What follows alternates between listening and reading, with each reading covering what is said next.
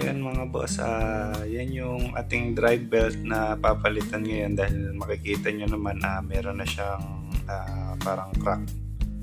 Tapos medyo matagal na din kasi siya, tapos ang kinis na niya medyo matigas na. Bando brand yung ating belt na ipapalit.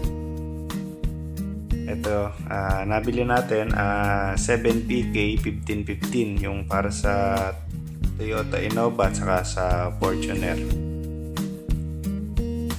Tapos ayan yung pinaka niya, bando